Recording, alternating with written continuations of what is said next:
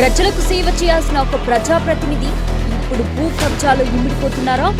Narsampet MLA దొంతి మాధవరెడ్డిపై ఇప్పుడు భూ ఆక్రమాల ఆరోపణలు గట్టిగా వినిపిస్తున్నాయి. స్థానికుల అనుసారం ప్రభుత్వ భూములను, పేదల స్థలాలను అక్రమంగా ఆక్రమించే ప్రయత్నాలు జరుగుతున్నాయని ఆరోపణలు వచ్చాయి. కాకుండా రాజకీయ ప్రభావాన్ని ఉపయోగించి రెవెన్యూ అధికారులపై ఒత్తిడి తెచ్చి రికార్డులను సృష్టిస్తున్నారన్నది కూడా ఆరోపణలలో భాగం. భూములు తన అనుచరుల పేరిట రిజిస్ట్రేషన్లు చేయిస్తున్నారని ప్రజల్లో భయాందోళనలు నెలకొన్నాయి.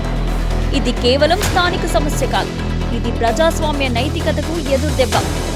ప్రజల ఓటుతో అధికారంలోకి వచ్చిన నాయకుడు అదే ప్రజల హక్కులను కాలరాసే ప్రయత్నం చేస్తే న్యాయం ఎక్కడా? ప్రజలు స్పష్టంగా అడుగుతున్నారు, ఎమ్మెల్యే గారు సేవ చేయడానికి వచ్చారా లేక భూములు ఆక్రమించడానికేనా?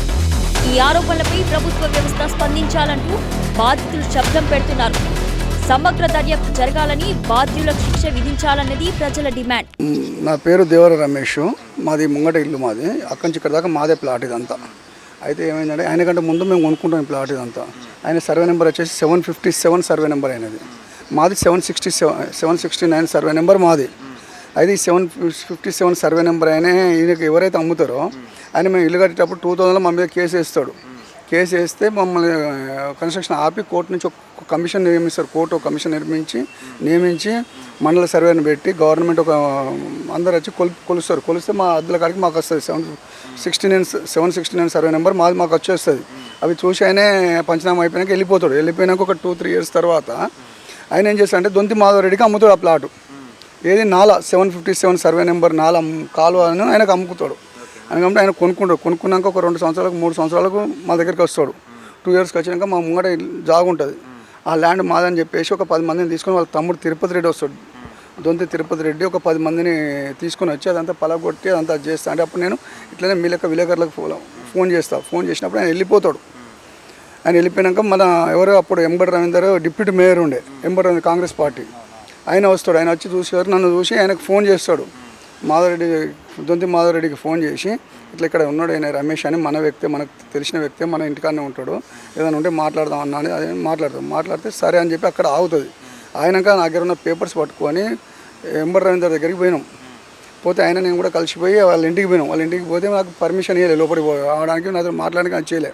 ఒక 4 times 5 times తిరిగిన, ఒక 10 days దాకా తిరిగినాక కూడా రమ్మని ఆయన లోపలి పిలవలే, చేయలే. అవే పేపర్లు పట్టుకుపోయి మళ్ళీ నేను కోర్టులో వేసిన.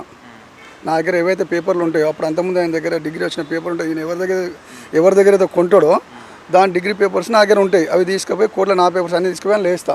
అని లేచిన ఆయన ఒక వకీల్ని పెట్టుకుంటాడు. కోర్టులో వాదనలు జరుగుతాయి. జరిగినాక 2018లో మళ్ళీ మాకు వచ్చేస్తుంది, ఆయనది రాంగ్ అని చెప్పి ఆయన మీద డిస్మిస్ ఆర్డర్ వచ్చేస్తుంది. ఆయనకు మీకు సంబంధం లేదని చెప్పి మాకు కోర్టు ఆర్డర్ ఇస్తుంది 2018లో ఆర్డర్ ఇచ్చినాక ఆయన ఏం చేస్తాడంటే మున్సిపాలిటీ వాళ్ళని పంపిస్తూ ఉంటాడు. లేదంటే ఒక ఆయన తమ్ముడు ఉంటాడు దొంతి తిరుపతి రెడ్డి అని, ఆయన నన్ను ఫాలో అవుతూ ఉంటాడు. ఒక 4-5 పట్టుకొని వస్తాడు. పట్టుకొని వచ్చి ఒక కిరణ్ రెడ్డి అని ఉన్నాడు, ఆయనకు దగ్గర ఉంటాడు కిరణ్ రెడ్డి అని.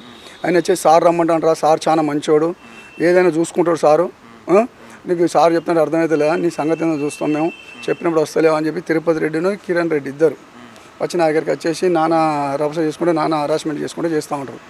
లేదు నేను రాను, వచ్చిన నేను పేపర్స్ అని ఉంటే తీసుకురమ్మని చెప్పి ఎవరు 10 మందికి రమ్మని చెప్పండి, చూసుకుందాం, ఎవరి వాళ్ళు చేసుకున్నాం, మాది ఆయన కదా, మాకు అది కోర్టు నుంచి ఆర్డర్స్ వచ్చినాయి, కోర్టు ఆర్డర్ ఆయన దగ్గర కూడా ఉంటుంది, మాకు ఆయనకి ఎటువంటి సంబంధం లేదని చెప్పి నేను చెప్పేస్తాను. వెళ్ళిపోతూ ఉంటాడు. నేను వస్తుంటే పోతుంటే ఇప్పుడు గత ఒక 1-2 నెలల నుంచి నన్ను ఫాలో అవుతాను వాళ్ళు.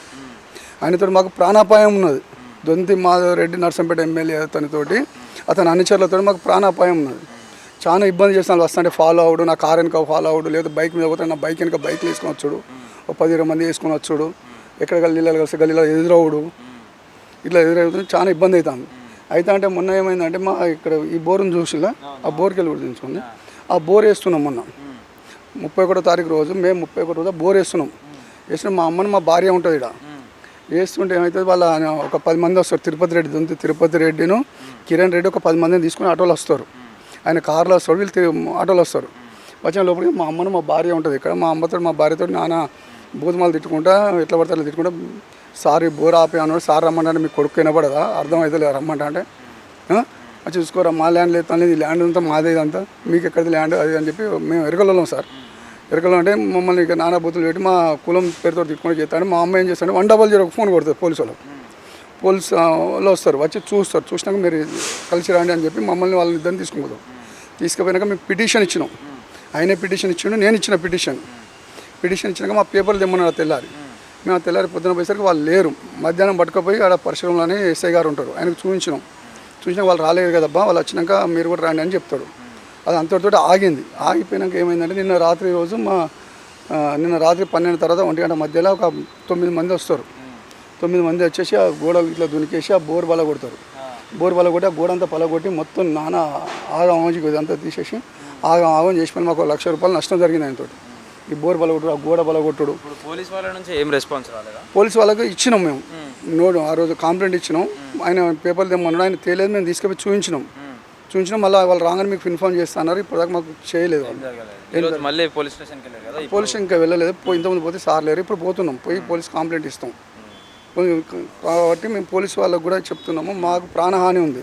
మీ ద్వారా పోలీస్ వాళ్ళకి చట్టానికి చెప్తున్నాం, మాకు ప్రాణహాని ఉన్నది అనేతోటి ఆయనతో చాలా ఇబ్బంది అవుతుంది.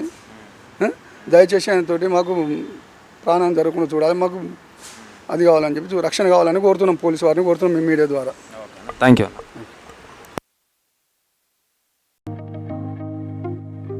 స్వచ్ఛంగా, సహజంగా పోషకాలు నిండిన SRK డైరీ పాలు మరియు పాల పదార్థాలని ఎంచుకుందాం.